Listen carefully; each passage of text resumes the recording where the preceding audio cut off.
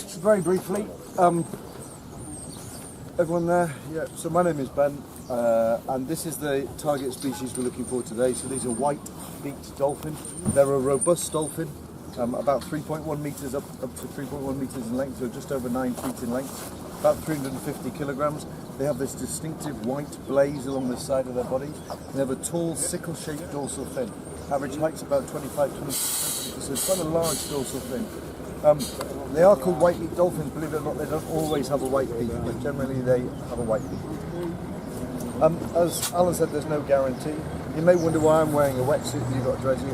I'm a visiting researcher at Newcastle University in their marine science department, and we've been doing some interesting research over a number of years now where basically I can film them underwater. I have a special license from the Marine Management Organisation, and we are working with one of the world's leading experts in skin diseases and cetaceans in dolphins and whales, and we've identified 104 individual dolphins and some very unusual skin markings. So the other thing we've shown over the time is what's called site fidelity, so that's the same dolphin coming back to actually within about 400 metres of the same site year after year, so it's quite a relatively small area. We're out today, it's pretty flat. Alan is very good at spotting dolphins, and I'm pretty good at spotting dolphins, but we've only got 4 eyes between us, and we can't cover 360 degrees all the time. So if you see something, please stick your hand up. We would rather you stick your hand up and it turns out to be just a huge big log than not stick your hand up and it was a minke whale or something.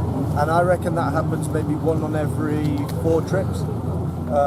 So a quarter of the trips someone else sees it and we haven't seen it, because you just can't look everywhere. If it's a dolphin, then they'll come up again quite quickly. If it's a whale, they'll tend to, you may only get a passing glimpse and then it looks like nothing, and then you think, well, was that something or not?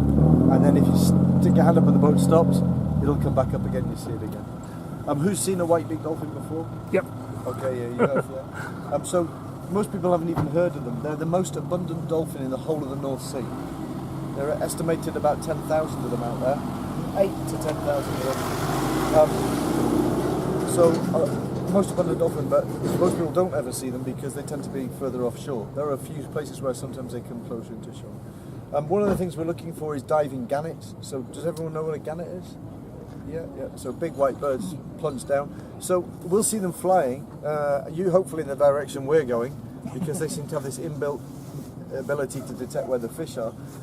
But if you see them circling around and diving down, then again stick your hand up and shout. We'll probably have seen it, but if you have, sometimes that means there's food in the water and the dolphins or things will be feeding. And the other thing on a day like this that sometimes we spot them with is you see like a white splash. And when I say white splash, I mean about as high as this lady. So anything that's in the distance where you think, oh, what was that? It looked like a white splash. It's probably a dolphin. Okay, so again, shout for that as well. These dolphins, they like to be quite acrobatic. At times they jump out, splash down to communicate, and they also enjoy bow riding. These are selective bow riders, usually only for a short period of time. Okay, if any of you got any questions about dolphins or whales when we're out there, feel free to ask. And on birds, Alan's a lot better on birds than I am, although I reckon some of you guys are pretty good on birds too. Okay, we'll just go.